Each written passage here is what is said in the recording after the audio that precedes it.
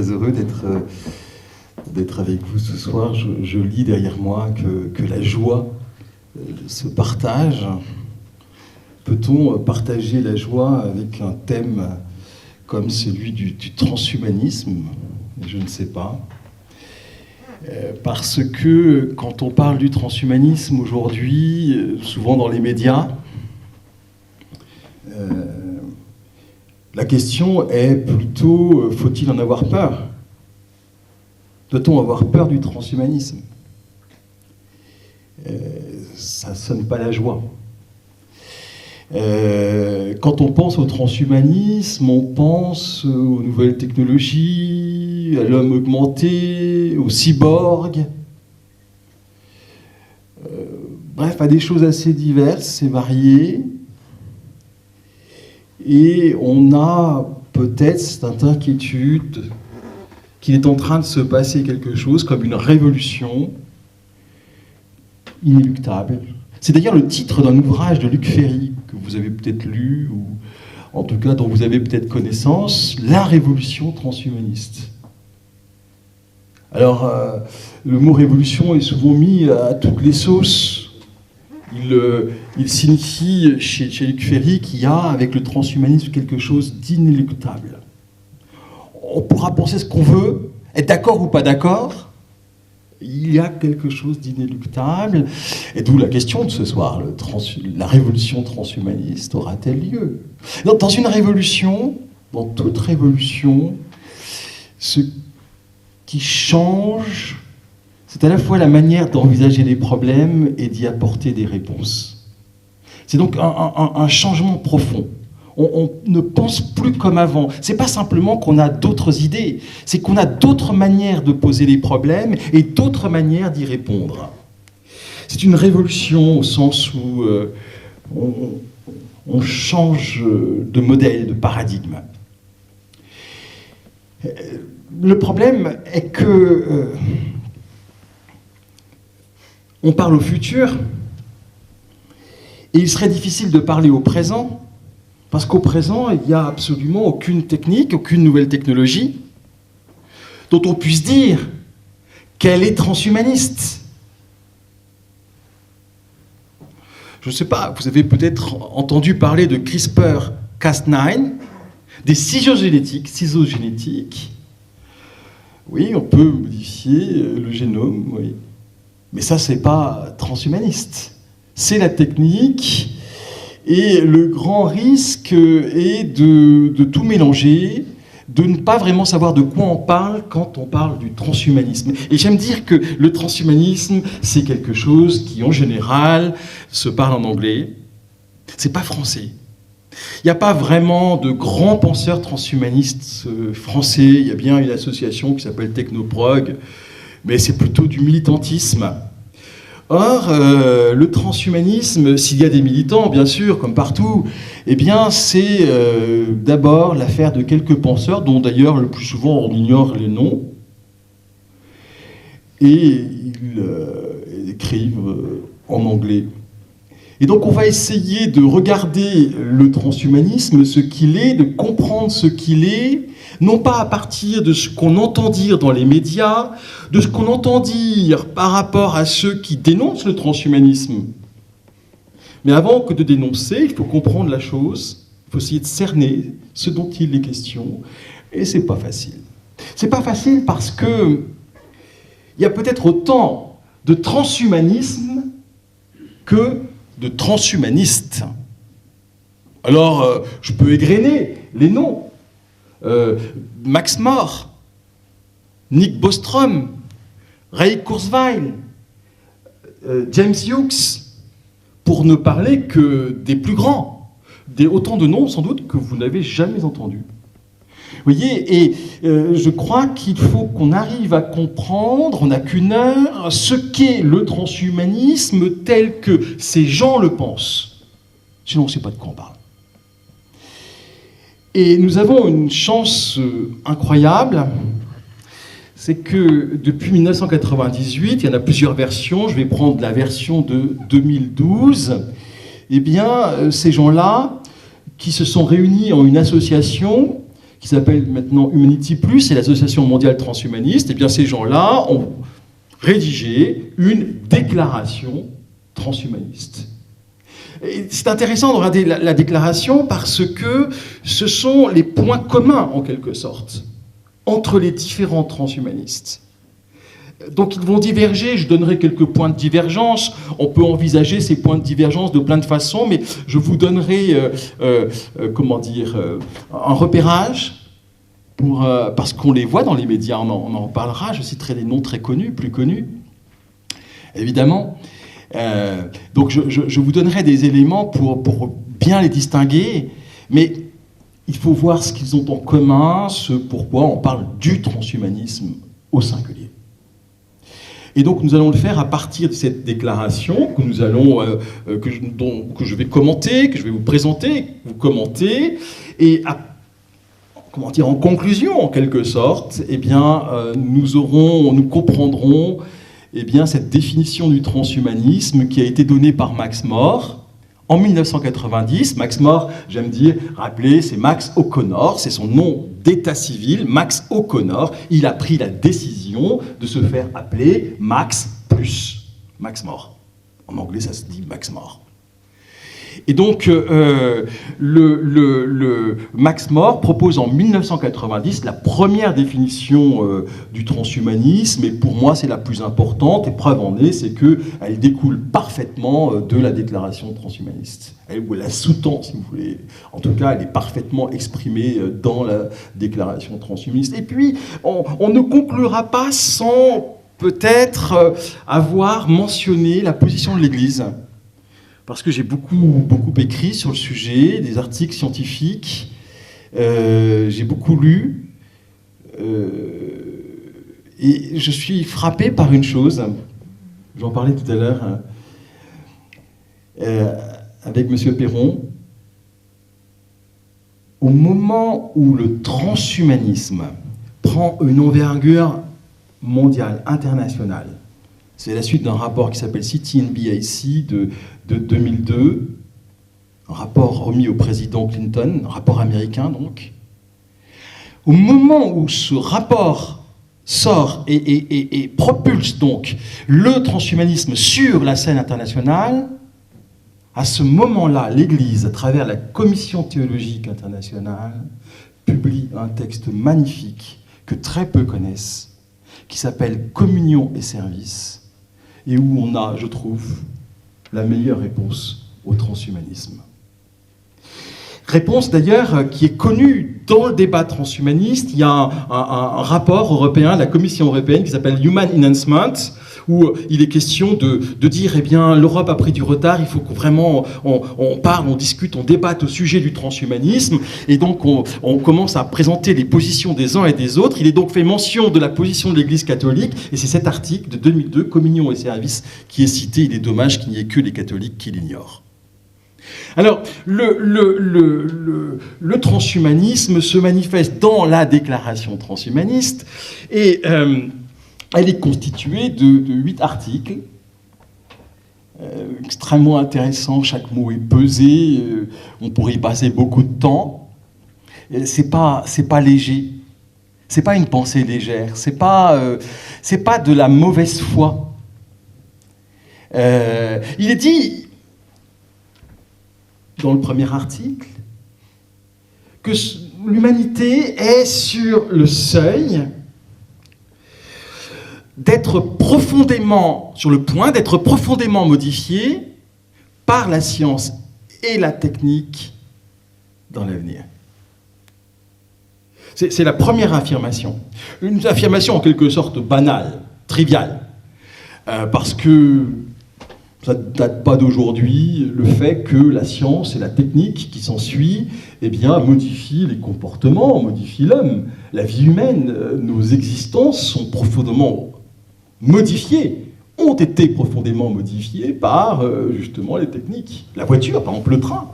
Vous voyez, cette conférence serait impossible s'il n'y avait pas le train, par exemple. Ce sont des choses évidentes. Internet qui modifie notre façon de penser. C'est évident. En fait, ce qui est important dans la première affirmation, c'est d'abord l'adverbe. L'humanité va être profondément modifiée, profondément. Voyez, c'est de comprendre à quel degré de profondeur. Mais ce qui va être profondément modifié, c'est l'humanité. Et donc, ce qu'il faut comprendre, c'est ce qu'on entend par humanité. Si on lit trop vite cette phrase, on risque de passer à côté. Il faut savoir que les transhumanistes sont des personnes qui, quand elles parlent, sont très informées des sciences. Il y a toujours des connaissances scientifiques en référence à l'appui. Et donc, quand il est question de l'humanité, il est question de l'humanité et non pas tel que l'homme ordinaire. Monsieur Jourdain en parle. Il est question de l'humanité telle que les sciences en parlent.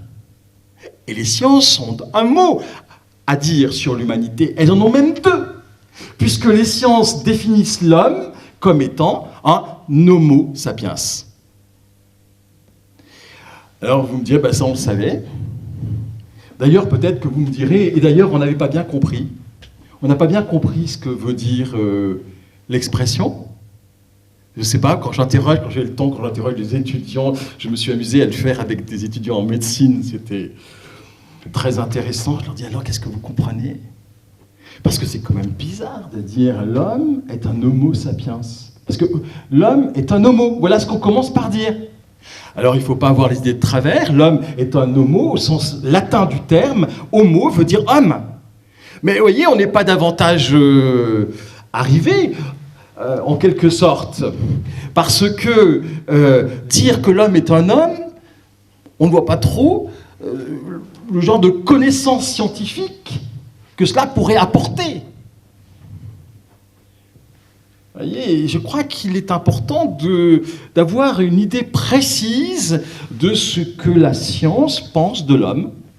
Quelle est, si ce n'est la vision, en tout cas la conception de l'homme qu'on trouve en science. Il faut savoir qu'il n'y a pas uniquement Homo sapiens, on parle d'Homo ergaster, Homo erectus, Neanderthalis, Homo habilis. C'est le premier d'ailleurs non sapiens qui a été trouvé, identifié, Homo habilis. Alors Homo habilis, on l'a appelé Homo parce que, évidemment, on a trouvé un fossile avec à côté des outils, c'était dans les années 60, au moment où la pensée marxiste est très très influente sur la science, et vous savez que pour Marx, l'homme c'est l'outil.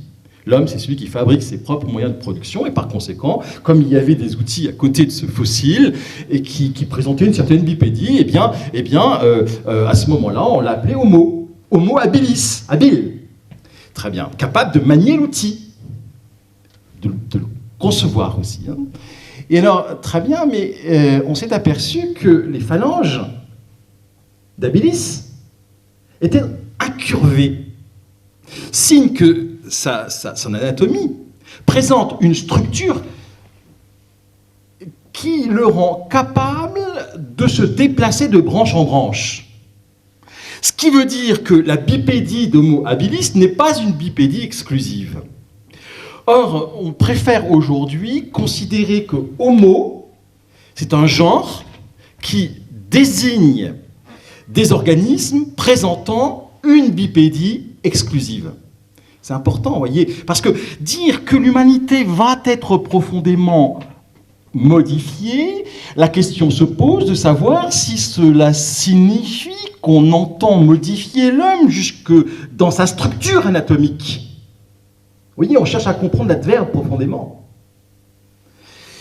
Et puis, cet homo, aujourd'hui, nous n'en connaissons qu'un seul représentant, c'est Sapiens. Quelquefois on dit Sapiens, Sapiens. Maintenant on hésite parce qu'on se dit, avec tous les désordres écologiques dont Sapiens serait responsable, et bien alors à ce moment-là, est-ce qu'il est vraiment encore Sapiens? Dans Nature, il y a eu un article il y a quelques années pour dire qu'il faut débaptiser Homo sapiens. Bon, très bien, laissons la question de côté.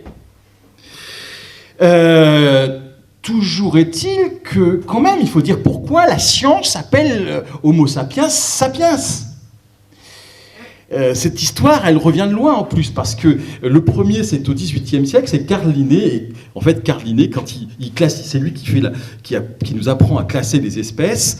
Bon, il ne faut pas que je sois trop bavard. Et Carl Linné, il veut distinguer l'homme des autres espèces, donc, et il trouve aucune autre distinction que le fait de dire que l'homme, c'est celui qui est capable de classer les espèces, c'est-à-dire de les nommer, et ainsi de louer Dieu. Ah, c'est dans Systema Naturae, vous le trouverez. Et ainsi de louer Dieu, c'est au tout début, et ainsi de louer Dieu. Donc l'homme est homo sapiens parce qu'il est capable, nommant les espèces, de louer Dieu. Vous comprenez, c'est quand même cocasse que la science ait gardé cette manière de parler, parce que normalement, la science, pour la science, Dieu n'est même pas une hypothèse. Alors, je crois qu'à partir de Darwin, en tout cas après Darwin, eh bien, c'est pas celui qui, étant bipède, est capable de louer Dieu, c'est celui qui est capable d'avoir un comportement éthique.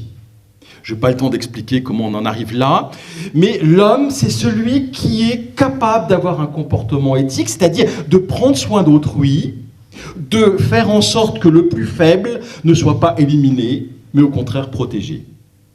C'est le comportement éthique. Tel que le conçoit Darwin, et après lui, eh bien, on estime que finalement, être humain, c'est cela. C'est cela que veut dire sapiens. Alors, qu'est-ce qu'on veut dire quand on dit que l'humanité va être profondément transformée par la science et la technologie ? Qu'est-ce qu'on veut dire ? Veut-on dire qu'on va changer le fondement, en quelque sorte, de la morale ? Quel est le fondement de la morale ? Pour Darwin, pour les scientifiques, vous le savez, ce sont les émotions. Et il y a quelque chose de juste. Il y a un lien entre les émotions et l'acte moral. C'est profondément juste. C'est très important à comprendre dans l'éducation. L'éducateur, c'est celui qui travaille à partir des émotions, des passions, pour les orienter correctement, pour les mettre au service d'eux. Et donc, est-ce qu'on veut changer les affects ? Modifier les affects ? Est-ce qu'on voudrait, par exemple, pour que les choses se passent mieux, supprimer l'agressivité de ceux qui sont agressifs ? Est-ce qu'on voudrait calmer les ardeurs de ceux qui sont tentés par des comportements addictifs ? Qu'est-ce qu'on veut dire ? Ça modifierait effectivement le comportement moral. C'est-à-dire qu'au lieu, en quelque sorte, que de chercher à se maîtriser par l'éducation, on obtiendrait non pas une maîtrise, mais en tout cas une sorte de comportement régulier, c'est-à-dire selon la règle, grâce à des techniques. Est-ce que c'est cela, modifier profondément l'humanité ? Alors, il se trouve que dans ce même article, l'article 1, eh bien, les auteurs poursuivent en donnant des exemples. On va voir si ça confirme l'analyse de la première affirmation. Et ces exemples sont magnifiques. Ils nous disent bien que, grâce à la technique, on pourra surmonter le vieillissement. Mais on pourra surmonter les insuffisances cognitives. Ou encore, on pourra améliorer le ressenti. Et enfin, eh bien, permettre à l'homme de vivre en dehors de la Terre. C'est surprenant d'ailleurs, parce que c'est sans doute une des raisons pour laquelle on se dit « mais ce sont des farfelus ». En fait, derrière ces exemples, ce qu'il faut comprendre, c'est qu'ils sont en train de décrire 3 types d'augmentation. Il s'agit d'envisager 3 types d'augmentation. Premier type d'augmentation, il s'agit d'augmenter les capacités physiques. Par exemple, en éliminant le vieillissement. C'est bien une manière d'augmenter les capacités physiques. Il peut y avoir d'autres manières d'augmenter les capacités physiques. Par exemple, on peut vous mettre des exosquelettes, c'est-à-dire des combinaisons robotisées qui vous sortent de spots de 7 lieues, qui vous permettront de courir plus vite, plus loin. Et ça existe déjà. Vous voyez, augmenter les capacités physiques. Et puis, nous avons une deuxième forme d'augmentation, c'est l'augmentation du ressenti. On comprend bien que c'est une deuxième forme d'augmentation, parce que là, le ressenti, encore une fois, a un impact sur le comportement éthique. Il y a toujours un lien entre le ressenti et le comportement éthique. Toujours un lien. Toujours. Là, on touche à ce comportement qui fait que nous prenons soin, par exemple. Nous sommes capables ou pas de prendre soin des autres, en tout cas d'évaluer ce qui est bien, c'est sûr. Les affects vont influencer notre jugement concernant ce qui est bien et ce qui n'est pas bien. Donc, c'est le deuxième type d'amélioration. Encore une fois, je ne vous dis pas ici ce que je pense, je vous décris la chose dont on parle, à savoir du transhumanisme. Et il y a un exemple qui est souvent donné. L'exemple, c'est, on pourrait, par exemple, il serait bien qu'on puisse consommer de la drogue sans en avoir l'addiction, les conséquences négatives, sans souffrir en quelque sorte des conséquences. Ça permettrait, disent-ils, de stimuler la créativité. Bon. Alors, il y a un troisième type d'augmentation, après l'augmentation des capacités, physiques, cognitives aussi, l'augmentation du ressenti, c'est le changement, l'amélioration de la nature humaine. Et l'exemple qu'il donne, c'est celui qui consiste à permettre à l'homme de vivre en dehors de cette planète Terre.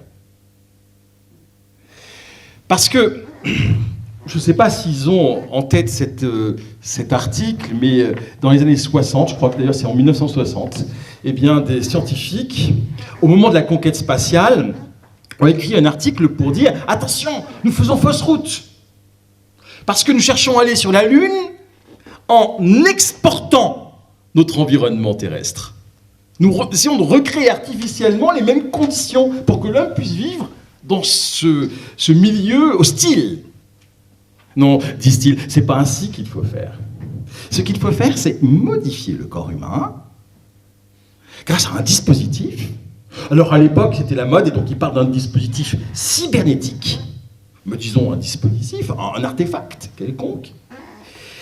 Et ainsi, l'être humain, sa pensée étant libre de penser à ce qu'elle veut, pourra vivre dans un environnement hostile, non terrestre, en un sens extraterrestre.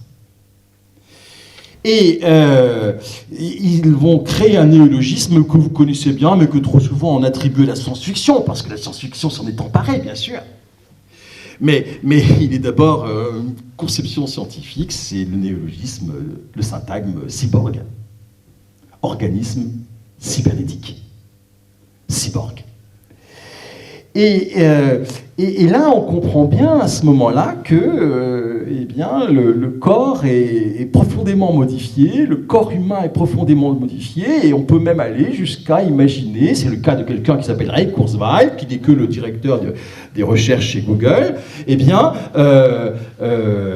qu'on arrivera pour cela à changer chacune des parties de notre corps par des dispositifs nanotechnologiques, c'est-à-dire au niveau du nanomètre, construits à partir de particules sur lesquelles on agit au niveau du milliardième de mètre. C'est ça l'ordre du nanomètre.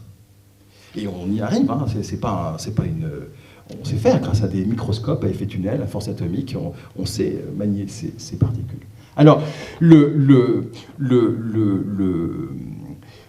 vous voyez l'idée de profondeur qui va jusqu'à toucher les raisons pour lesquelles les individus que nous sommes ont été appelés des Homo sapiens.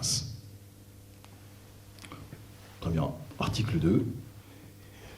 Article 2, c'est de dire, attention, ça c'est quasiment un constat, c'est une prédiction, mais il faut maintenant passer à l'évaluation. Il faut faire des projections. Il peut y avoir deux types de conséquences vis-à-vis de ces modifications.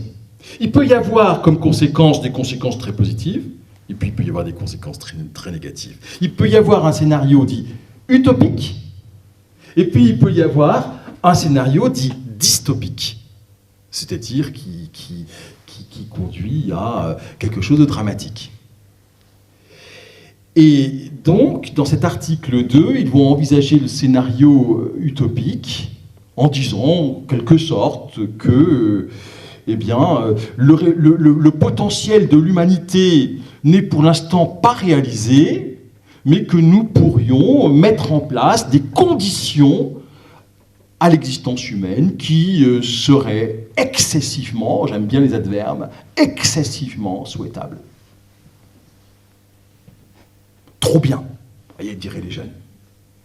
Excessivement souhaitable. Et alors, on se dit, bon, effectivement, on comprend pourquoi quelquefois on ne prend pas très au sérieux. Sans doute que derrière cette formulation, il y a plusieurs choses dont il faut se souvenir. La première, c'est que le mot transhumanisme, eh bien, dans la langue courante aujourd'hui, c'est un emprunt au christianisme. Le transhumanisme, en quelque sorte, et je vais dire dans quelle mesure, c'est une idée chrétienne. Puisque, j'en veux pour preuve, le fait que ce mot, on le trouve pour la première fois au XIVe siècle, chez un auteur qui à lui seul a inventé une langue, l'italien. Il s'agit de Dante, XIVe siècle. Vous savez, dans la Divine Comédie, qui est une sorte de trilogie, il y a l'enfer, il y a le purgatoire, et puis il y a le paradis. Et là, quand Adam arrive au paradis, Dante lui fait dire qu'il n'arrive pas bien à exprimer ce qui s'est passé au niveau de son corps. Il dit qu'il est transhumanisé. Je crois que c'est important de s'en souvenir. Le transhumanisme, c'est en quelque sorte l'idée, j'ose pas dire d'un paradis terrestre, puisqu'ils veulent fuir la Terre, mais d'un paradis humain. D'un paradis humain parce que le transhumanisme, c'est quelque chose qui apparaît à une époque où finalement on pense que Dieu est mort. C'est-à-dire, on pense que ce Dieu chrétien, il n'est plus possible d'y croire. Pas on pense, vous ou moi, ou je ne sais qui d'autre, mais collectivement, dans la sphère publique. On pense que, en quelque sorte, la question de Dieu ne relève pas d'un bien commun, pour reprendre l'expression de Lumen Fidei, mais relève des vérités de la subjectivité. Et alors, à ce moment-là,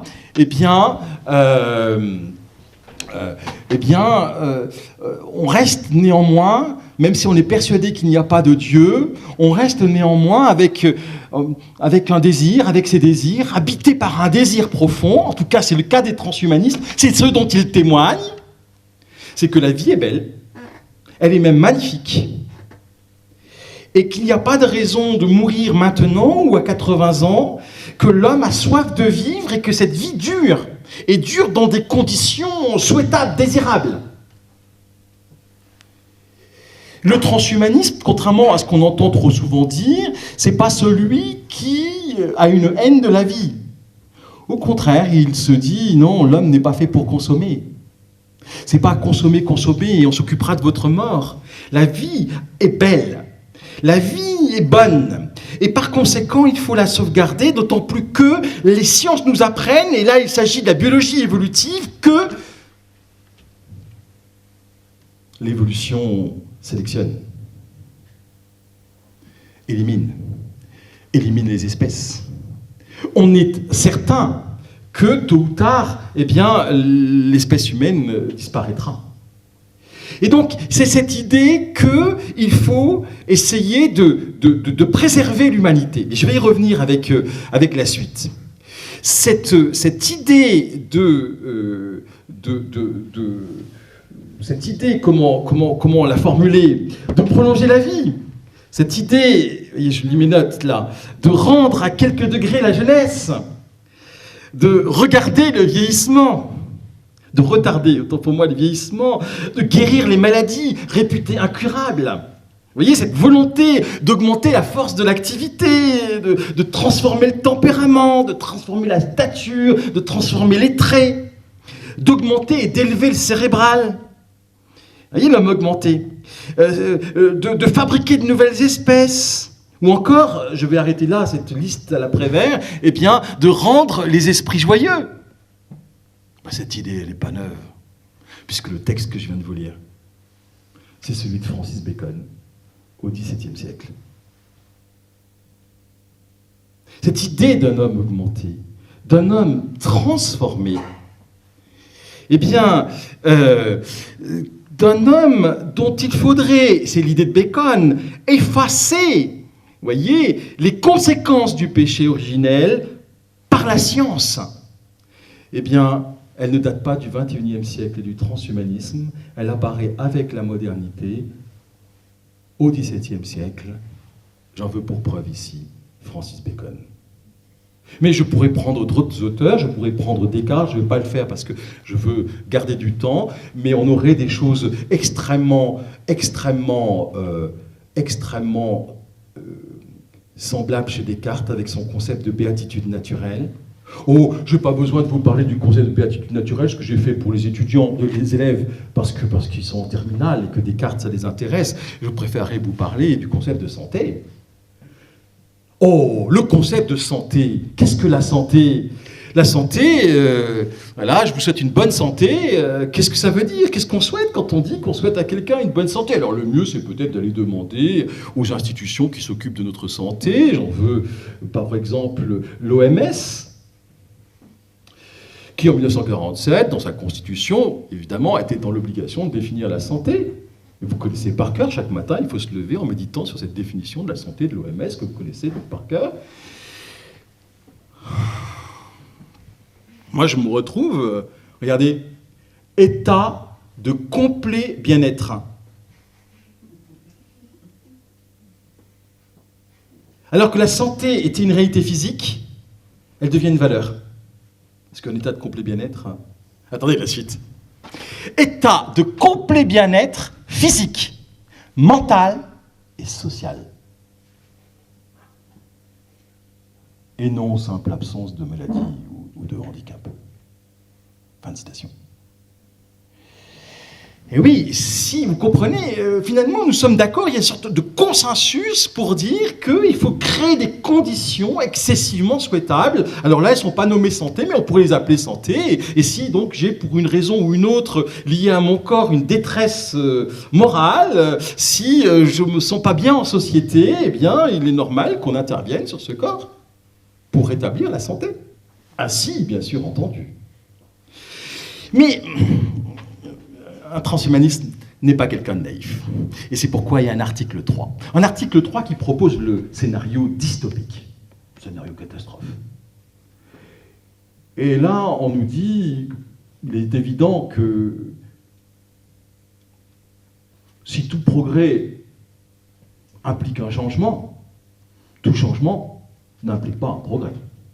Ah ben ça, bien sûr. Et bien sûr, vous voyez, le transhumaniste, c'est pas celui qui veut absolument tenter tout ce qui est possible. Je veux dire, peut-être que l'homme veut tenter quand il peut, veut essayer ce dont il est capable, mais c'est pas le transhumaniste, c'est pas la position transhumaniste. Le transhumaniste, c'est le contraire. Le transhumaniste, c'est celui qui se dit « garde-toi ». Garde-toi de faire tout ce qui est pour ton pouvoir au moyen des technologies. Des nouvelles technologies. Garde-toi. Cette expression est de Nietzsche, je fais exprès de l'employer, vous verrez pourquoi après. Garde-toi. C'est au contraire l'idée d'évaluer, parce que le transhumaniste, c'est celui qui a conscience du fait que les techniques peuvent être très dangereuses, extrêmement dangereuses. Elles peuvent produire ce qu'ils appellent eux-mêmes un risque existentiel. C'est-à-dire à la perte de presque tout ce que nous considérons comme ayant de la valeur. Vous voyez, c'est pas le transhumaniste, c'est pas celui qui aime toutes les technologies et qui est fan de technologie. Non. Et c'est celui qui, au contraire, va chercher à discerner. Parce qu'il a une peur. Sa peur, c'est que parce que les techniques sont dangereuses, certaines techniques sont dangereuses, on y renonce. On se dit non, voilà, ça conduit à des catastrophes technologiques, donc arrêtons. Alors je ne sais pas si j'applique, mais vous trouvez dans l'actualité des centrales nucléaires ou je ne sais pas quoi. Arrêtons. Le transhumaniste dit non, il ne faut pas arrêter. Parce que les techniques, c'est comme un pharmacone, à la fois un poison et un remède. Tout dépend de l'usage, disent-ils. Et il ne faudrait pas renoncer à la technologie, parce que comme on l'a dit tout à l'heure, eh bien, de fait, soit en raison de la technique, mais soit simplement pour des raisons naturelles, celles liées à la sélection naturelle, ou bien simplement par le fait que le Soleil un jour aura brûlé l'ensemble de son hélium, eh bien donc, ça veut dire qu'à un moment donné, la vie, les conditions de vie sur Terre ne seront plus réunies. Et donc, un transhumaniste, c'est quelqu'un qui voit un peu plus loin que le bout de son nez. C'est quelqu'un qui voit un peu plus loin qu'au bout de 5 ans. C'est quelqu'un qui se dit, il faut penser les choses indépendamment d'une durée bien définie. Le pire arrivera. L'humanité, c'est quelque chose de beau qu'il faut préserver. Il ne faut pas attendre. C'est pas parce que ce sera dans longtemps qu'il ne faut pas, dès maintenant, rassembler tous nos moyens. Dieu ne pouvant pas nous aider, rappelons-nous, nous sommes à l'époque de la mort de Dieu, alors il n'y a plus que l'homme, avec sa technique, sa science et sa technique. C'est en quelque sorte, sauf qui peut. Et c'est la raison pour laquelle, dans les articles suivants, il va être question de mettre en place des forums. Oh, j'ai une belle histoire. Donc, le transhumanisme, on commence vraiment à en parler aux États-Unis en 2002, parce que donc c'est ce rapport CTNBAC sur la convergence technologique. Bon, très bien. Alors, en Europe, en 2006, il y a un rapport. Et ce rapport, qui est aussi sur la convergence technologique, dit « Oh là là, aux États-Unis nous inquiètent avec leur tentation de transhumanisme. Nous, on est vraiment pour la culture, l'éducation, mais pas du tout pour le transhumanisme, etc. C'est pas pour nous.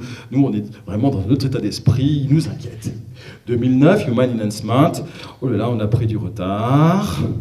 Finalement, le transhumanisme, c'est peut-être pas si caricatural que ce qu'on dit, et par conséquent, il faut s'y mettre, et c'est pourquoi en Europe, c'est à partir de 2009-2010 qu'on a les premiers livres, Jean-Michel Beignet, Luc Ferry, un peu plus tard, mais surtout, le docteur Laurent Alexandre. Et vous voyez, c'est rentré comme un débat public.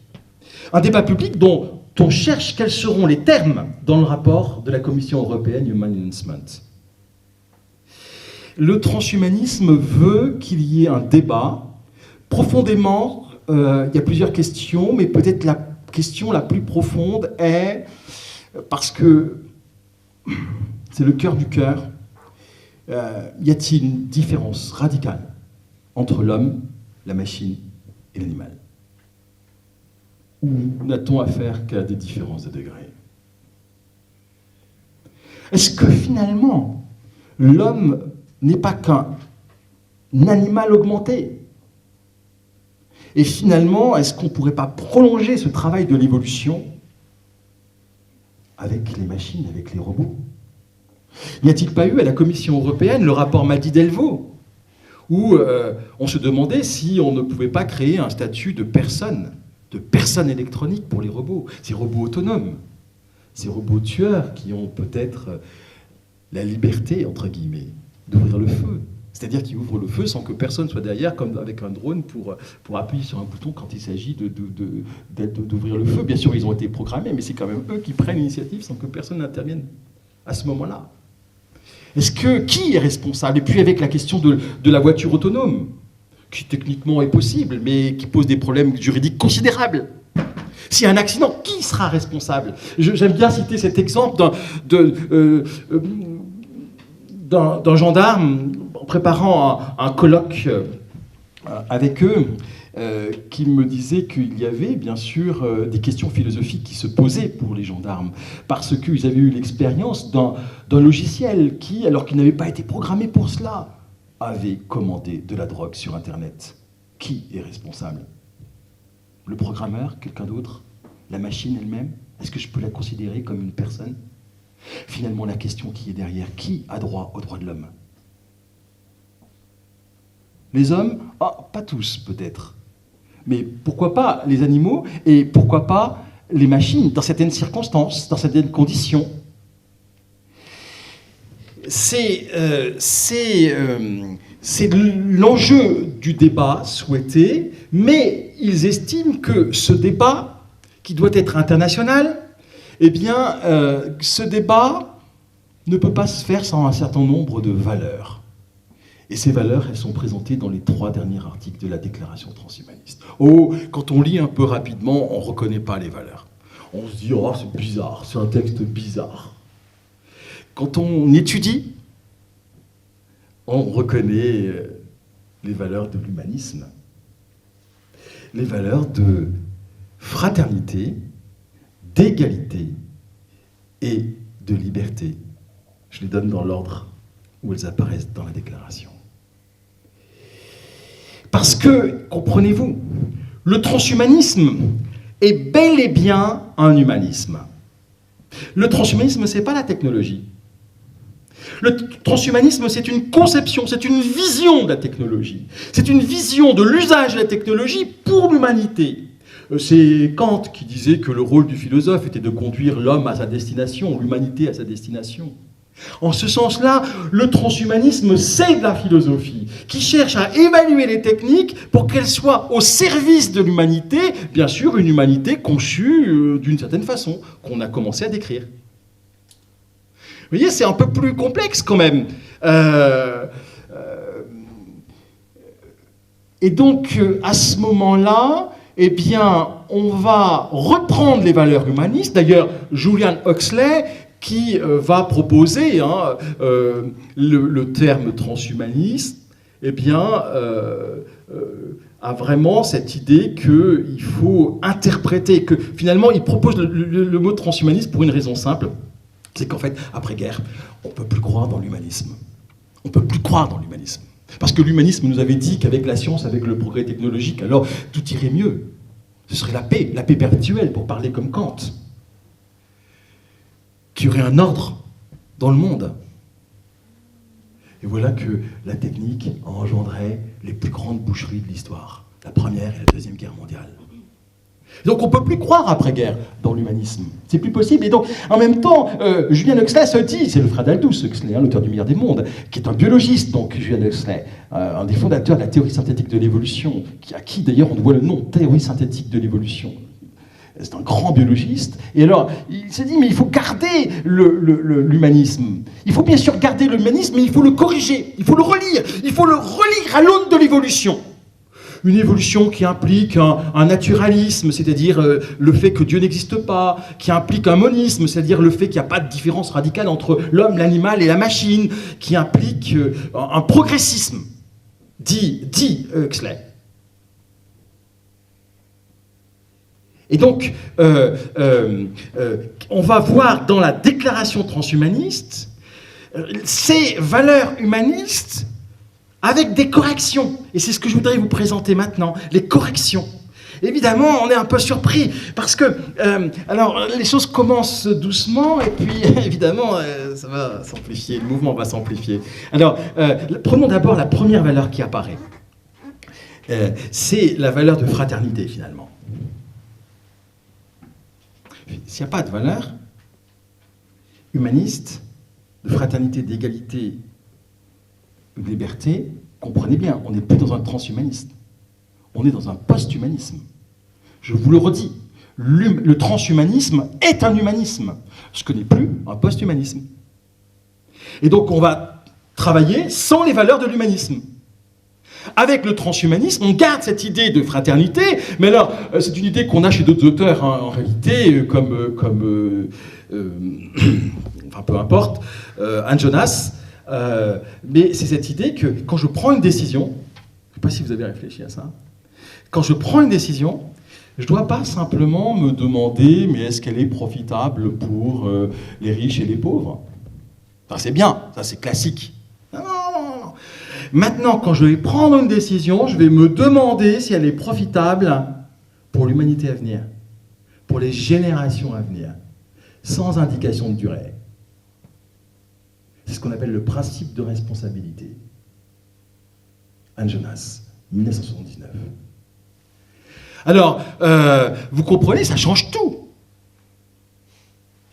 C'est pas la même idée de fraternité, en quelque sorte. Parce qu'habituellement, on envisageait la fraternité, c'était un peu entre nous, quoi. Peut-être à l'échelle de la Terre, mais ça restait entre tous ceux qui étaient embarqués, en quelque sorte, vous voyez, sur ce globe terrestre. En même temps, là, il s'agit d'envisager, et donc ça veut dire de faire de la prospective, pour se dire, mais alors, mon action, la conséquence, là, dans 100 ans, dans 1000 ans, sans quoi mon action n'est pas bonne. Vous voyez, l'évolution ici, qui implique ce facteur temps, eh bien, l'évolution, en quelque sorte, vient corriger notre conception de la valeur de fraternité. Et on va retrouver le même phénomène avec l'autre valeur qui apparaît ensuite, à savoir la valeur d'égalité. Alors là, ça vaut son pesant d'or. Bien sûr qu'il faut être égaux. Bien sûr, il faut une égalité, parce que c'est évident. Mais attendez, ne soyons pas restreints. Cette égalité, il faut la partager avec les animaux, au moins certains d'entre eux, puisque l'homme n'est qu'un animal augmenté, et puis avec des intelligences artificielles. Bref, avec tout être dont je peux dire qu'il est doué d'intelligence et qu'il a une certaine autonomie, capable de prendre, je mets des guillemets si vous me permettez, des décisions. Et donc, vous voyez, cette idée d'égalité, c'est vraiment, nous pose la question que j'ai peut-être évoquée déjà tout à l'heure, finalement, qui a droit aux droits de l'homme? Égalité pour tous, mais tous, ça renvoie à qui? Pas simplement à Homo sapiens. Vous voyez, donc on a bien, à nouveau, la valeur d'égalité, mais vraiment revue et corrigée. C'est pas l'humanisme des Lumières. Et enfin, dernière valeur, article 8, eh bien là, il y en a une par article, eh bien là, c'est la valeur de liberté, revue et corrigée, et là, c'est très explicite, puisqu'ils disent, nous défendons la liberté morphologique. C'est l'expression qui est... Et alors, pour ceux qui ne comprendraient pas, eh bien, ils expliquent, c'est-à-dire que chacun doit avoir le choix de modifier son corps comme il l'entend, de donner à son corps l'apparence qu'il souhaite. C'est la liberté morphologique. Alors ça peut aller très loin, le temps passe très vite, il y aurait beaucoup de choses à dire en fait sur chaque... C'est vraiment très introductif, une sorte d'apéritif, mais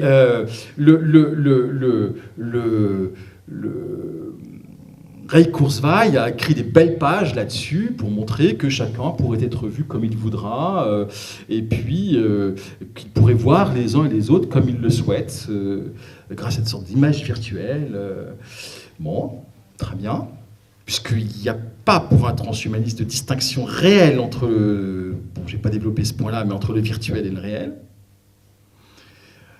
Puisque finalement, l'existence, elle se passe dans le ressenti. En fait, que je ressens à travers le virtuel ou que je ressente dans la vie réelle, le ressenti est le même. Bon, je ne développe pas ce point. En tout cas, vous voyez qu'on est devant quelque chose où eh bien, on pourrait imaginer, disent toujours les transhumanistes, un scénario excessivement souhaitable. C'est-à-dire, ça veut dire quoi? Je voudrais revenir sur ce point. Un scénario excessivement souhaitable. Finalement, qu'est-ce que le transhumanisme? Est-il vrai de dire que les transhumanistes, comme on le voit très souvent écrit dans la presse, est-il vrai de dire que les transhumanistes refusent les limites? Se prennent pour Dieu parce qu'ils refusent les limites. Ah, peut-être qu'ils se prennent pour Dieu. En fait, on n'a pas attendu les transhumanistes pour se prendre pour Dieu. Mais il ne s'agit pas de refuser les limites, il s'agit de refuser les limites que la nature nous impose. Un seul exemple. On a parlé d'éliminer le vieillissement. Entendez aussi la mort, bien sûr. C'est la mort de la mort du docteur Laurent Alexandre. Mais jamais aucun transhumaniste n'a jamais pensé qu'un jour, il n'y aurait plus de mort.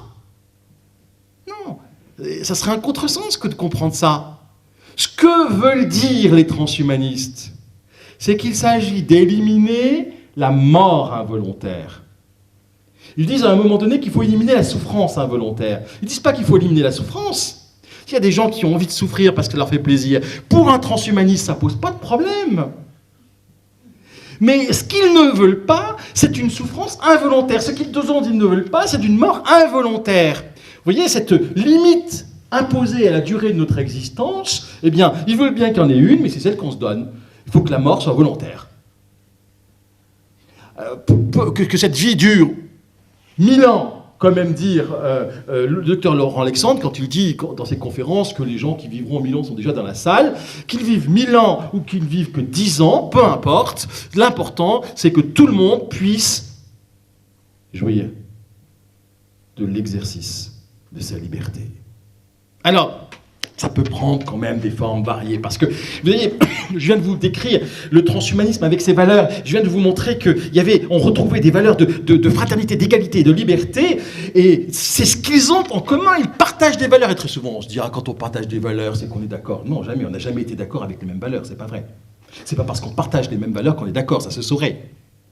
Parce que quand on a plusieurs valeurs, ce qui fait les dialogues de sourds, ce qui fait les désaccords, ce ne sont pas les valeurs, c'est la hiérarchie des valeurs.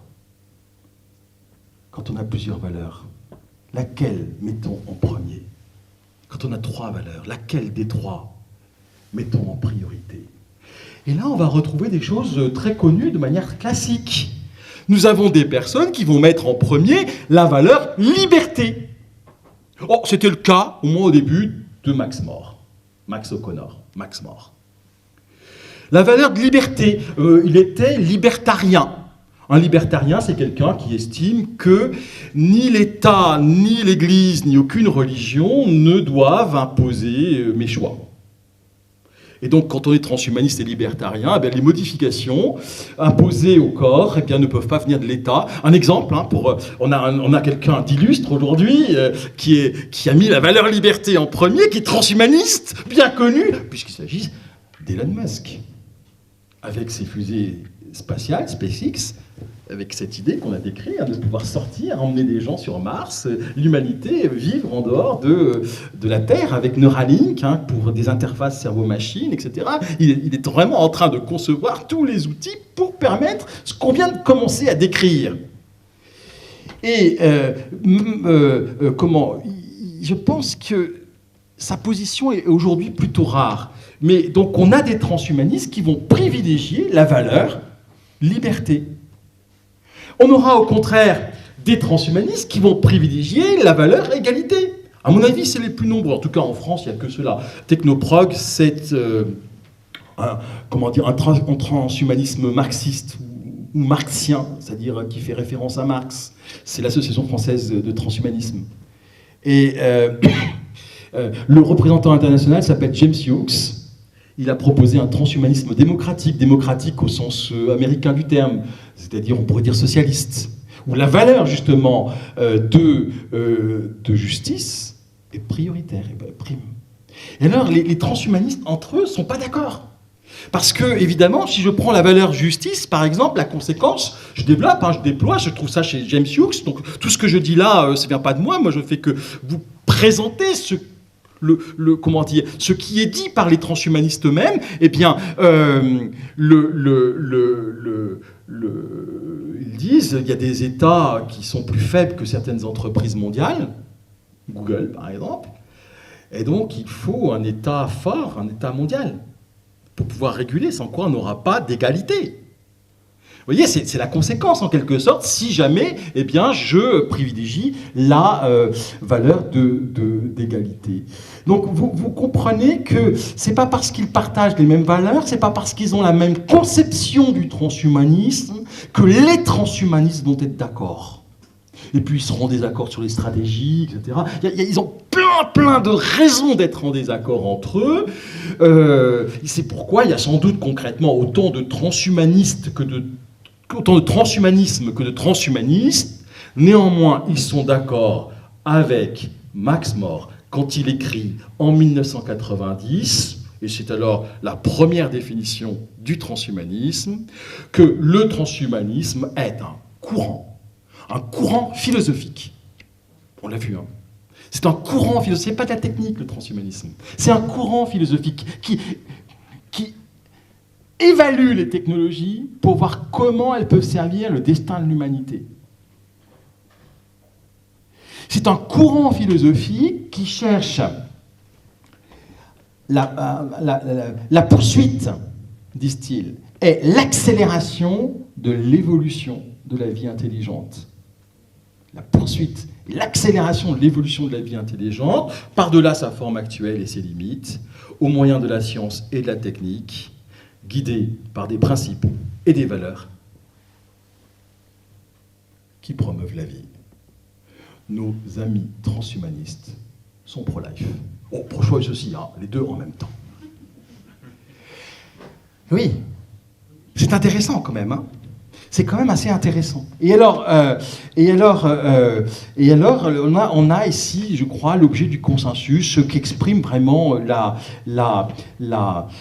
déclaration de transhumanisme. Vous entendez que le transhumanisme n'a pas de sens, si ce n'est à la lumière de l'évolution, pour paraphraser la fameuse phrase de Dobzhansky, qui disait que rien n'a de sens si ce n'est à la lumière de l'évolution. C'est un point important, ce n'est pas une simple transformation du corps, le transhumanisme.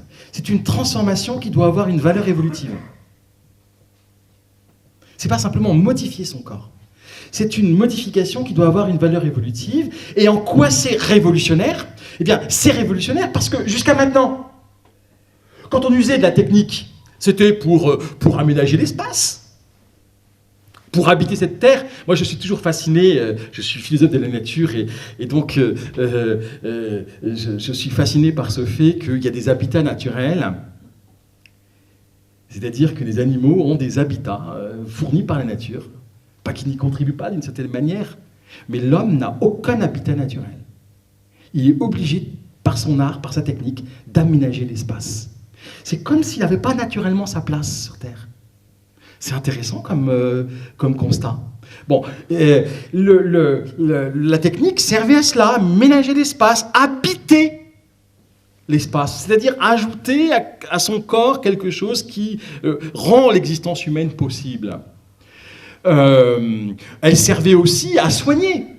Soigner dans le sens classique, pas dans le sens défini par l'OMS, mais rétablir des fonctions qui avaient disparu, qui étaient endommagées. Et ça s'appelait soin. Elle était alors la technique au service de la nature. Un œil qui ne voit pas, eh bien, ou j'ai perdu un œil, eh bien, il est tout à fait naturel qu'on me mette un œil bionique. Il n'y a aucun problème à ça. Mais j'ai aucun problème avec un œil bionique. Ça ne fait pas de moi un homme augmenté. Mais absolument pas. Parce que quand je perds une faculté, eh bien, il est presque de mon devoir, en tout cas celui du médecin, de proposer, de remplacer autant que possible, de compenser. Bien sûr. Et donc quelqu'un qui a un œil bionique parce qu'il a perdu son œil, eh ben, ça n'a pas un problème. Il y a des prothèses bioniques avec lesquelles on peut sentir, avoir la sensation tactile, c'est parfait. Ça ne fait pas de nous des hommes augmentés au sens du transhumanisme parce que ça n'a aucune valeur évolutive.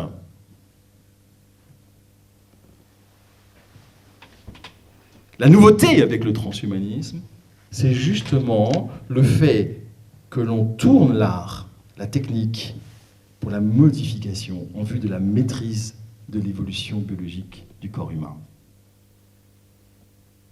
Ah, voyez, ça c'est la nouveauté. C'est ce qui fait que Francis Bacon, malgré ce qu'on a entendu tout à l'heure quand il parlait d'augmentation, n'était pas transhumaniste, parce que Francis Bacon n'avait pas l'idée d'évolution. La nouveauté, c'est véritablement que la technique serve pour ce qu'ils appellent la maîtrise donc, du devenir évolutif du corps humain. Et là, il y a quelque chose de radicalement nouveau. Est-ce que c'est comme ça qu'il faut poser les problèmes ? Est-ce que c'est de cette manière-là ? Moi, pour avoir lu beaucoup de livres, eh bien, je vous assure que ça change des choses, ça dépayse. Ça dépayse si on pose les problèmes en ces termes. Par exemple, on va imaginer des scénarios futurs qui dignent de la science-fiction pour se demander si telle technologie est plutôt une aubaine ou plutôt un préjudice, source de préjudice pour l'homme. Ça change notre manière de concevoir la responsabilité éthique. C'est une révolution. Cette révolution aura-t-elle lieu ? C'est compliqué. C'est ma conclusion. C'est compliqué. J'ai évoqué ce rapport Human Enhancement 2009 qui, en Europe, introduit en Europe le transhumanisme dans le débat public.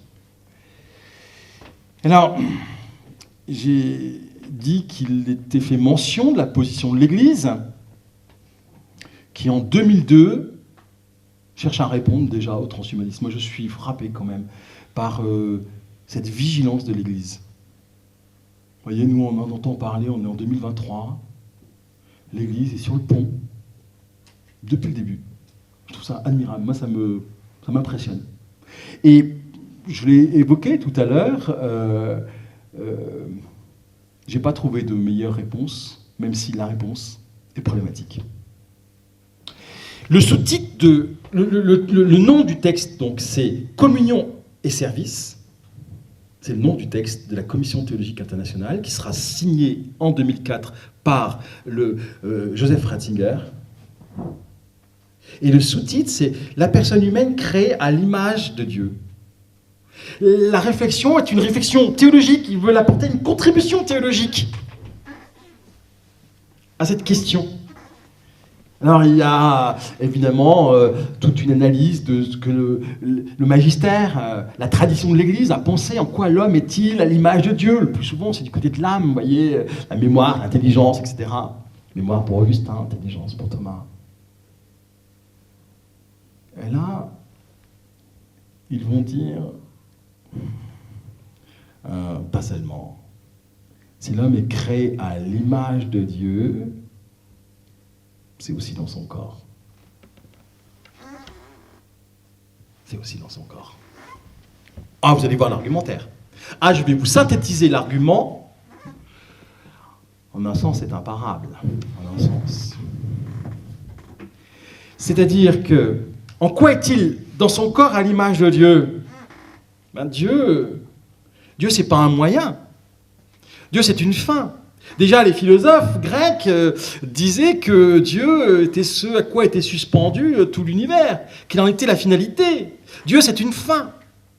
Et donc, ce que rappelle ce document d'Église, c'est que l'homme, dans son corps, doit être considéré comme une fin, et non pas comme un moyen. Vous voyez, les bébés médicaments, c'est pas possible. Si l'homme, dans son corps, est une fin. Pourquoi ? Parce que si l'homme, dans son corps, est une fin, à raison de fin, vous voyez, la statue de fin, ben, une fin, on ne la choisit pas. On choisit les moyens, mais on ne choisit pas la fin. On choisit les moyens pour atteindre une fin, mais la fin en tant que telle, qui n'est que fin, parce que quelquefois il y a des fins qui sont aussi des moyens, enfin, très bien, mais la fin en tant que telle, c'est quelque chose que je ne choisis pas, que je découvre, et ah tiens, c'est ce que je dois faire, très bien, et alors à ce moment ça m'oblige, et alors à ce moment je cherche des moyens pour faire. Et donc, dit le texte, le droit ne porte que sur les moyens. Et donc, je n'ai pas, si mon corps est une fin et non pas un moyen, je n'ai pas de droit à disposer de mon corps. Parce que si je considère que j'ai le droit de disposer de mon propre corps, eh bien alors à ce moment-là, je le considère non plus comme une fin, mais comme un moyen, comme un objet si vous voulez. Je crois que l'argument est vraiment intéressant, il a été entendu. Il a été entendu, mais vous comprenez, ça présuppose, semble-t-il, un acte de foi. Encore faut-il admettre que le corps humain ait été créé par Dieu. D'ailleurs, dans ce même document, ils font référence à Jean-Paul II et à ce grand texte, je crois pas me tromper, je ne sais jamais si c'est 22 ou 26, mais peu importe, 22 octobre 1996, un discours à l'Académie pontificale des sciences, où Jean-Paul II va apporter un éclairage incroyable sur la question de l'évolution. Et c'est là où on a cette expression, je ne vais pas développer l'article, mais c'est là où on a cette expression qu'avec l'homme, il y a un saut ontologique. Bien sûr qu'il y a une origine animale, bien sûr que l'évolution contribue à l'apparition de l'homme, bien sûr qu'on peut le soutenir, que l'évolution est plus qu'une hypothèse, dit le texte. C'est-à-dire qu'il faut écarter l'hypothèse créationniste, Néanmoins, il faut admettre qu'avec l'homme, dans le cas de l'homme, il y a un saut ontologique, que l'homme en totalité n'est pas issu de l'évolution, et poursuit le texte. Pour ça, il faut comprendre que, évidemment, la science ne peut pas parler de tout. Il y a en science des angles morts. Je ne peux pas simplement dire il y a eu évolution, l'homme est issu de l'évolution, donc il n'y a pas de saut ontologique. Non, il faut que je puisse regarder le comportement humain tel qu'il est. Et, dit le texte, grâce à la philosophie et à la théologie, mais je voudrais souligner l'aspect philosophique, grâce à la philosophie, on peut comprendre qu'avec l'homme, il y a un saut ontologique. La science ne suffira pas. Derrière, vous voyez, la question du transhumanisme, il y a une forme de scientisme où on réduit notre vision de la nature et de l'homme à ce qu'on peut dégager de la science. Et alors, eh bien, on va vouloir poursuivre et accélérer l'évolution de la vie intelligente au moyen de la technique et de la science, guidée par des valeurs qui promeuvent la vie. Et sauf que si l'homme n'est pas simplement issu de l'évolution, qu'avec lui, par son esprit, il y a un saut ontologique, eh bien, les choses changent, sauf qu'il faut accepter, eh bien, de se donner un peu de peine pour faire un peu de philosophie. Il faut se donner un peu de peine parce que il ne suffit pas d'une conférence pour comprendre qu'avec l'homme, il y a un saut ontologique, il y a quelque chose qui n'est pas réductible à la matière. Ça prend du temps, ça demande du travail.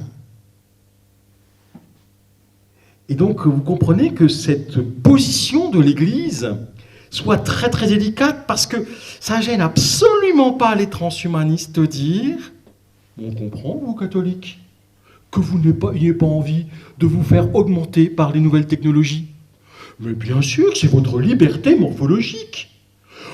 Pardonnez-moi cet humour, mais nous avons déjà fait des réserves d'Indiens, nous pouvons faire des réserves de cathos.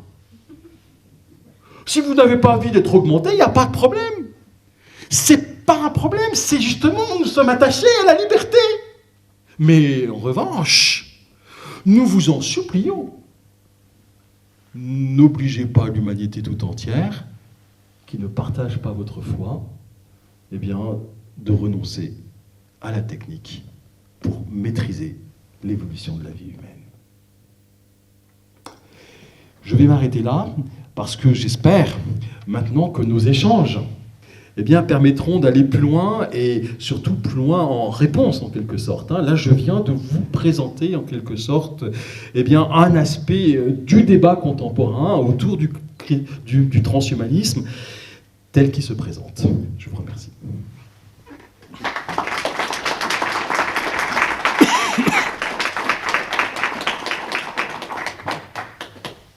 Je vous propose de prendre une vingtaine de minutes pour répondre à vos questions, de façon un peu libre. Voilà. Il y a la solution des petits papiers pour les terminales, mais je pense que là, on peut se... Il y a eu une inflation de questions. Oui, il y a eu trop de papiers. Ce sera repris par les professeurs de philosophie en cours. Donc voilà, si vous avez des questions, si quelqu'un a envie de se lancer, n'hésitez pas, je me déplace.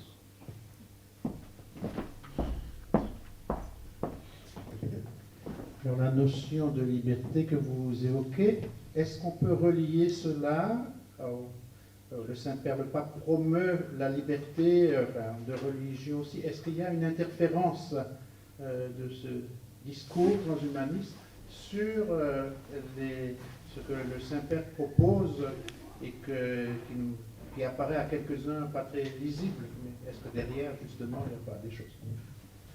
Sur la liberté de religion. Je ne sais pas si je comprends bien la question. Donc, c'est la liberté religieuse. Est-ce qu'il y aura... je viens de sortir un article sur la question comment les transhumanistes voient-ils le christianisme. Et c'est très très intéressant parce que c'est étonnant. Ils disent la chose suivante, ils disent non, le transhumanisme est compatible avec toutes les religions. Toutes les religions. Ils ajoutent, ce sont des Américains, même les plus fondamentalistes. Évidemment, quand ils s'expliquent ensuite, c'est à condition de revoir, enfin, c'est pas très catholique. Même si, dans l'Association mondiale transhumaniste, il y a eu un sondage, il y a 4%, ils sont que 64% à être athées. Je dis que 64%, moi je m'attendais à 98%, vous voyez des chiffres de cet ordre-là, ce sont 64%, il y en a 4 qui se revendiquent catholiques. 4%. 4%. Incroyable. Alors évidemment, ils revisitent leur catholicisme, ça c'est très certain, avec des interprétations voilà, que je découvre, si vous voulez. Mais donc ils sont... ça dépend, après il y a des débats. Je pense à Rocco. Rocco, c'est celui qui a l'un des rapporteurs avec Bainbridge, je ne vais pas confondre entre les deux, du rapport City NBAC de 2002, ce rapport américain remis à Bill Clinton, grand rapport. Et là, il est sociologue des religions. Intéressant. Et sa pensée, c'est la pensée suivante, c'est de dire... les religions traditionnelles, c'est des freins. C'est des freins. Non, elles vont s'opposer. Ça va nous apporter des complications. En revanche, sans une religion, il ne pourra pas y avoir de progrès technologique. Donc vous voyez, il y a une sorte de relativisme très clair. Et en tout cas, comme chez Auguste Comte, moi je ne vais pas faire trop de technique, eh bien, il y a vraiment cette idée qu'il n'y a pas de progrès sans religion. Je crois profondément que le problème, la religion va, on peut toujours tout interpréter. Le problème est un problème vraiment de philosophie. C'est-à-dire, comment je comprends l'anthropologie, ce qu'est une personne humaine. Parce qu'il va falloir être capable de la partager, cette vision de l'être humain. Vous voyez, il s'agit de pouvoir partager ces visions-là avec ceux qui ne partagent pas notre foi. Et cette vision-là, il faudra qu'elle soit compatible, évidemment, avec notre foi et qu'elle l'éclaire, qu'elle soit en quelque sorte un éclairage pour la rendre intelligente, pour en rendre l'intelligence, pardon. Mais il faut qu'il y ait un outil qui est rationnel, qui est celui de la philosophie, je pense. Tout cela pour dire qu'ils sont relativistes en matière de croyances, à condition que les croyances en question soient, elles aussi, assez relativistes.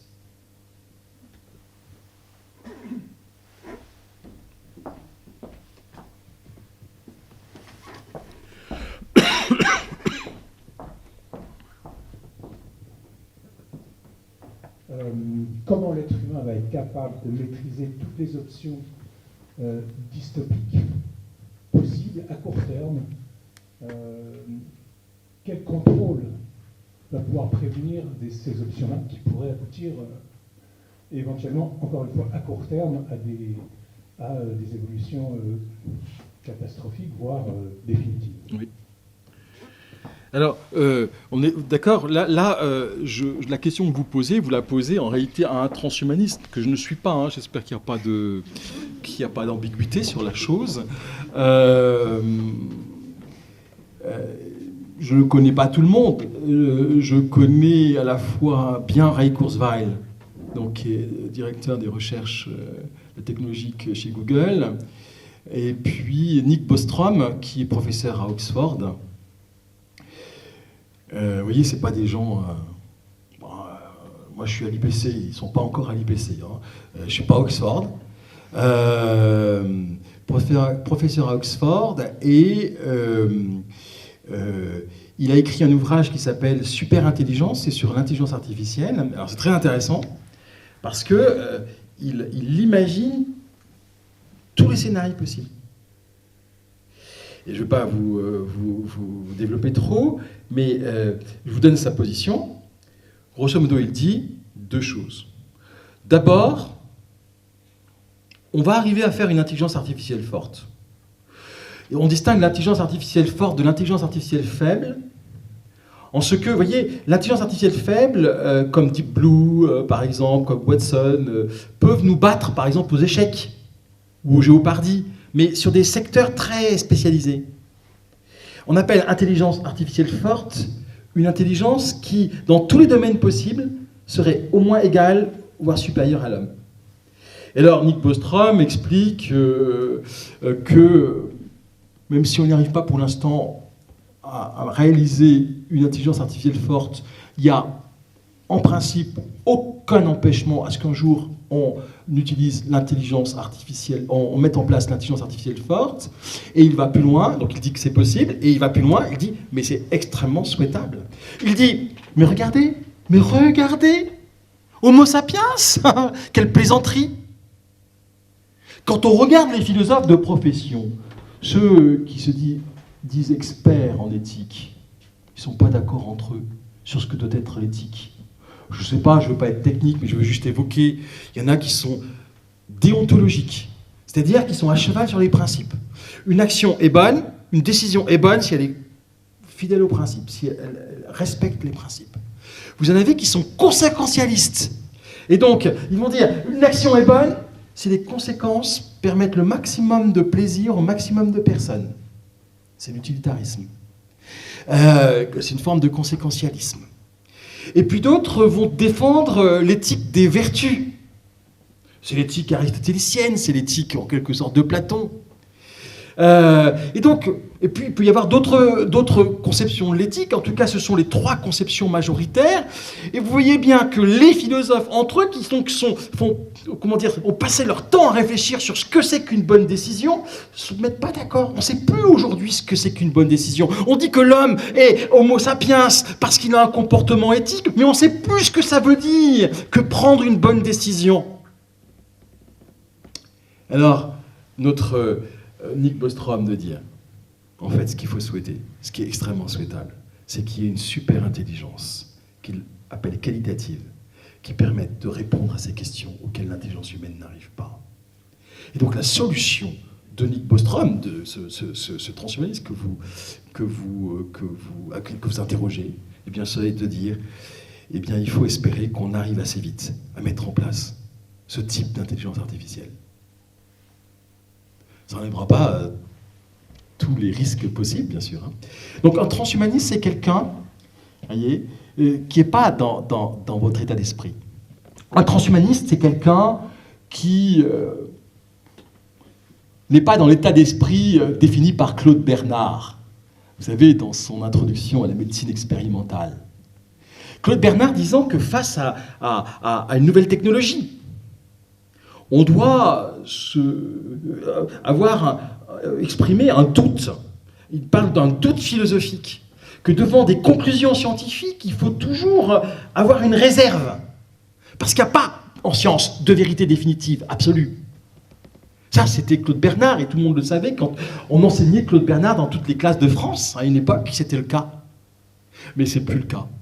Et alors, on a des transhumanistes qui, pour des raisons que je pourrais préciser, mais je ne vais pas le faire sinon, eh bien, si on ne me le demande pas, eh bien, les transhumanistes sont des gens qui sont optimistes. D'un optimiste qui est volontaire, qui est volontariste. De même que le scepticisme était volontariste chez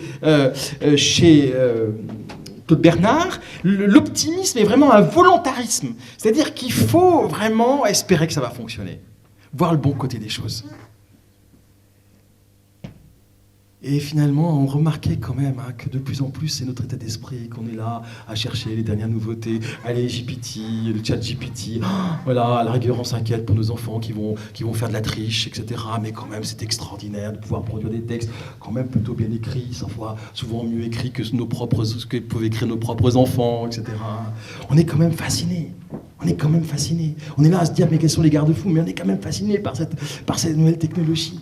On est vraiment dans cet état d'esprit, dans cette mentalité qui, plutôt que de se trouver sceptique, il y a encore des personnes qui le sont, ça c'est une attitude classique, de se trouver sceptique, et bien c'est d'avoir une démarche plutôt optimiste. Voilà ce que répondrait un transhumaniste. Voilà ce que répondrait Max More dans ses principes extropiens. Le transhumanisme de Max More s'appelle un extropianisme. Il dit, ben voilà, l'une des valeurs, c'est l'optimisme. Voilà ce qu'il répondrait. Donc oui, il y a des risques, mais si on ne fait rien, c'est pire. Si on ne fait rien, c'est pire que tout. Donc il faut être optimiste. Je me rappelle, c'était sur l'écologie, mais il y a un lien entre le transhumanisme et l'écologie qui est très profond, parce que je pense qu'en fait, le transhumanisme n'est rien d'autre une écologie radicale, eh bien, on disait qu'il fallait faire des choses, etc. Et j'avais émis quand même l'idée que quelquefois, quand on changeait les comportements, c'était bien, mais le monde, la technique changeait si vite, le progrès technique était tel que, à peine s'étant habitué à tel ou tel artefact, qu'il y a déjà une nouveauté dont on ne sait pas se servir en quelque sorte, et que par conséquent, eh bien, on a beau apprendre, la technique va trop vite par rapport à la vitesse de l'éducation.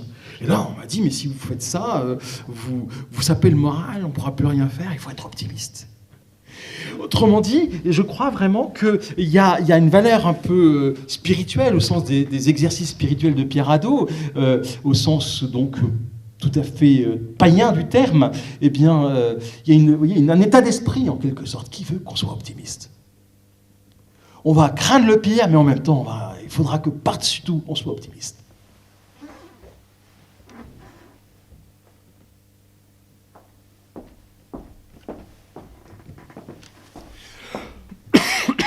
Je vais vous poser une question peut-être.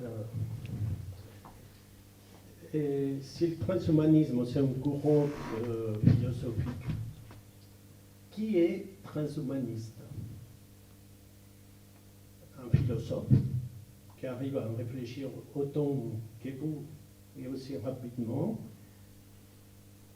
n'importe quel philosophe, ou un philosophe qui a fait une super spécialité à l'intérieur de cette philosophie, ou n'importe qui d'être nous peut être un transhumaniste, quel que soit scientifique ou pas. Oui, je veux bien répondre.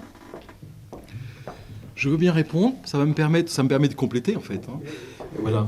Je veux bien répondre parce que c'est une belle question finalement. Il y a évidemment ceux qui écrivent et qui adhèrent. Qui adhèrent à ce qu'ils écrivent, qui va dans le sens de ce qu'on a décrit aujourd'hui.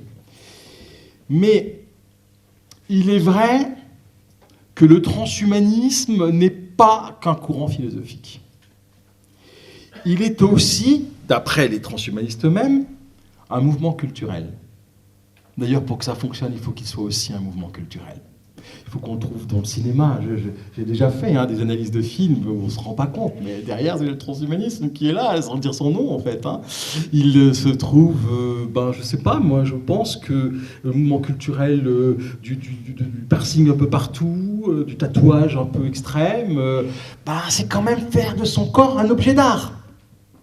Donc, vous voyez, c'est un mouvement culturel aussi, c'est-à-dire un ensemble de pratiques où on va tester des choses. Oui, mais ça c'est la pratique. Oui. Mais je te demande, quel être humain, quel homo sapiens est transhumaniste? C'est le philosophe, les non-philosophes, ou c'est une spécialité dans la Autrement dit, philosophie, d'accord. tous.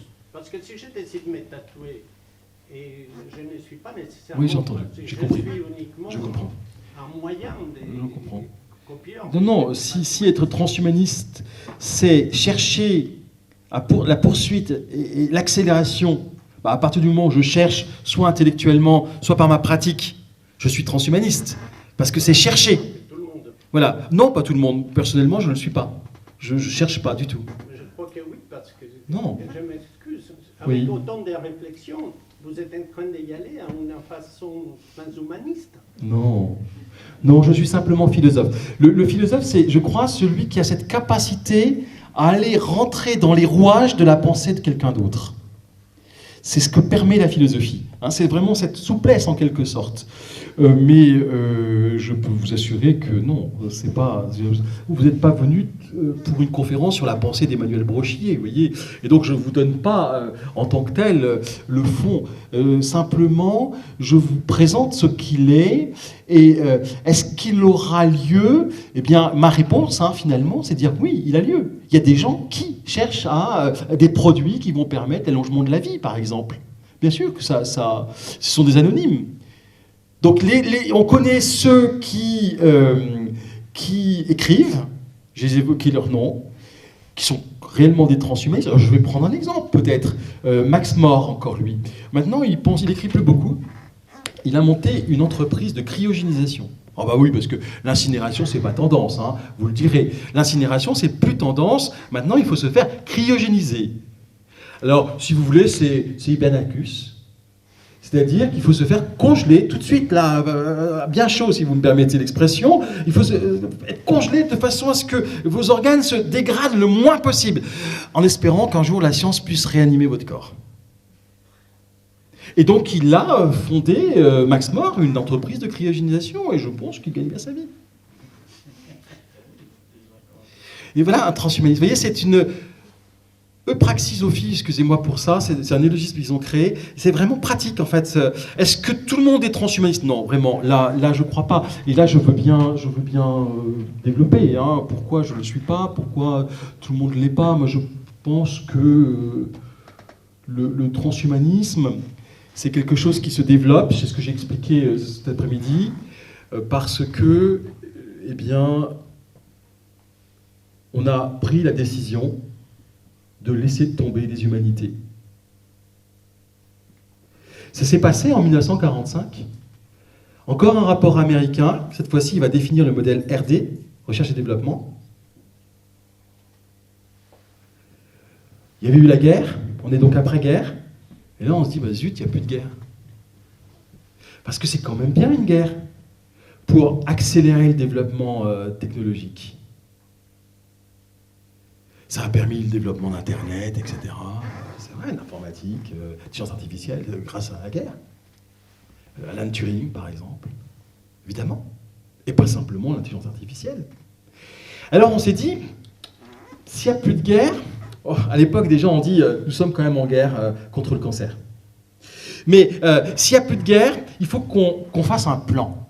On va créer un plan. C'est le premier plan qu'on crée. Un plan de politique scientifique. Donc, le rapport s'appelle Science, the Endless Frontier. Il a été rédigé par Van Warbush, un pionnier de l'informatique. Et le plan dit à peu près ceci. J'aime beaucoup raconter cette histoire. Elle est tellement éclairante pour notre époque. Le plan dit ceci. Il dit, oh, vous savez, la science, c'est ce qui apporte le plus de contribution au bien commun des États-Unis. Entendez par bien commun la suprématie des États-Unis dans le monde. C'est ce qui est dit dans le rapport.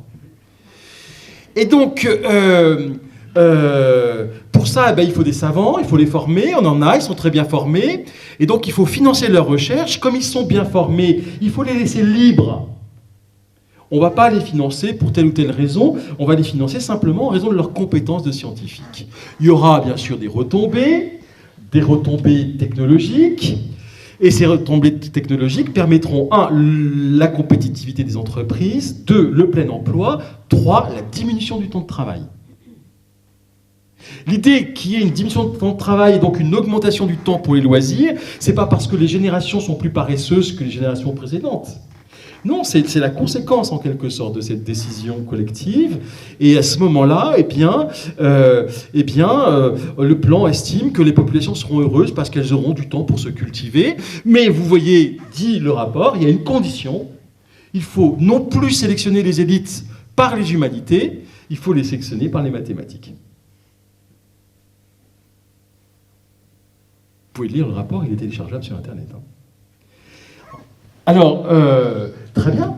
Vous voyez, et je vais vous montrer que c'est quand même lié à ça, c'est-à-dire que la suite de ce rapport, c'est que, il va y avoir la fin des 30 glorieuses, les chocs pétroliers, dans les années 70, le chômage de masse, qui met en péril le rapport. Et donc, aux Amériques, le gouvernement du Québec va demander un nouveau rapport à quelqu'un qui s'appelle Jean-François Lyotard, qui a fait mai 68, il a créé l'université de Vincennes, et il va faire un rapport qui s'appelle La condition postmoderne.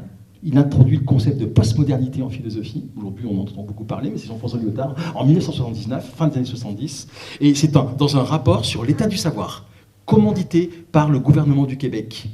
Et là, je vous passe le détail, mais qui serait passionnant à étudier. Eh bien, il est dit que c'est la fin des grands récits, c'est-à-dire la philosophie, principalement la philosophie des Lumières en France, Hegel en Allemagne. La philosophie, elle n'a plus de rôle pour justifier l'activité scientifique. Non. En fait, l'activité scientifique n'est plus que justifiée par les preuves, ce qu'il appelle l'administration de la preuve, Or, ça coûte cher. Aucun scientifique ne peut, par ses propres deniers, financer les expérimentations qui vont corroborer les théories. Aucun. Et donc, ce sont les entreprises ou les États qui financent. Et alors, il a cette phrase qui me glace le sang à chaque fois que je la prononce. C'est un constat, c'est un fait. On n'achète pas des savants, des techniciens et des machines pour savoir la vérité, mais pour augmenter la puissance. Il y a une autre version, il parle de performativité. Performance, si vous voulez, pour augmenter la performance, le pouvoir technologique. Et en 1997, il y a un rapport de la Commission européenne, commandité par Edith Cresson, et ce rapport, qui s'appelle Society the Endless Frontier, donc en référence au rapport de 45, Society the Endless Frontier. Et ce rapport va dire, attention, il faut combattre l'idéologie de la liberté du scientifique. Non, on ne finance plus comme ça, simplement parce que le scientifique est bien formé. On finance à condition que le projet soit innovant. À condition qu'on va démontrer que le projet est innovant. Et c'est donc dans ce rapport 1997 qu'on introduit le concept d'innovation, dont vous entendez parler, bien sûr, évidemment, voilà, comme critère pour financer, pour légitimer en quelque sorte. Et il faut bien comprendre que le transhumanisme n'est rien d'autre qu'une surenchère en termes d'innovation. En fait, le transhumanisme permet de super innover, si vous me permettez l'expression. Il est extrêmement innovant. Par exemple, le rapport de 2002 prévoyait qu'il y ait des Jeux Olympiques pour cyborgs. Et ben en 2016, à Zurich, il y a eu les premiers cybathlons. Ils ont eu lieu. C'est très innovant, ça. Innovant, ça veut dire avoir un impact sociétal. C'est extrêmement innovant. L'idée de ces cybathlons, c'est de montrer qu'une personne avec handicap, à condition qu'elle soit équipée d'un artefact, d'un dispositif, est supérieure à une personne qui est simplement avec son corps naturel, biologique, plus performante. C'est Aimée Munitz, dont vous avez entendu parler.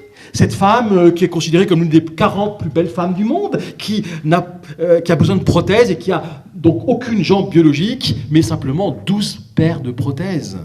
Et elle est à la fois athlète, elle est à la fois mannequin, elle fait du cinéma, et elle a des prothèses qui lui permettent d'être une femme du monde, d'être athlète, etc., d'être mannequin. Et elle dit, un jour, les femmes se feront amputer de leurs jambes pour avoir les mêmes que les miennes. À ce moment-là, on a quelque chose de super innovant. Ça veut dire quoi derrière? Qu'est-ce que je suis en train de développer comme idée? C'est l'idée, avec ce cybathlon, avec cet exemple d'Aimée Munitz, c'est l'idée que la nature est une limite. La nature est imparfaite. Mon corps naturel est imparfait. Équipé d'un dispositif, alors c'est mieux. Ce sera mieux. Et donc c'est super innovant le transhumanisme. Je crois que c'est ainsi qu'il faut le voir, mais ce qu'on a perdu, et je voudrais encore ajouter, un autre exemple d'innovation, ça va me servir pour ma conclusion, eh bien, on a dit dans ce rapport 2002, il faut faire une convergence technologique, et pour ça, il faut arrêter de former les gens à une seule discipline. Il faut arrêter d'en faire des spécialistes. Il faut absolument les former à plusieurs disciplines. Parce que le progrès d'un domaine permet le progrès d'un autre domaine. Le progrès des nanotechnologies permet le progrès des biotechnologies, qui va permettre le progrès des sciences du cerveau, qui permettra le progrès des sciences de l'information. Et inversement, le progrès des sciences de l'information permettra le progrès des nanotechnologies.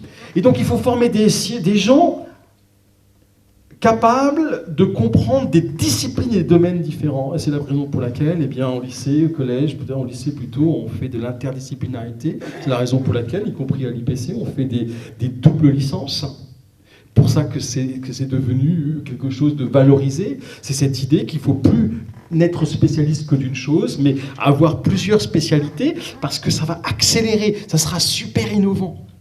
Le problème, c'est qu'on a oublié les humanités. C'est qu'on a oublié l'histoire, c'est qu'on a oublié la littérature, c'est qu'on a oublié les langues anciennes.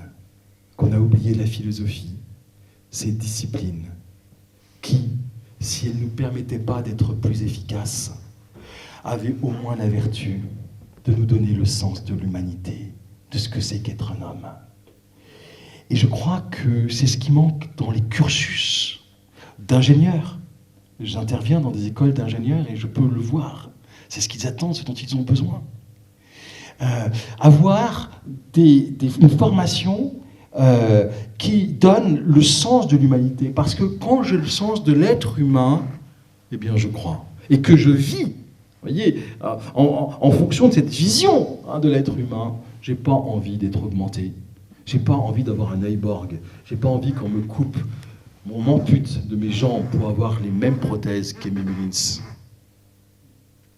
Je comprends qu'il y a un bonheur de vivre, une joie à partager, même quand on n'est pas un homme augmenté.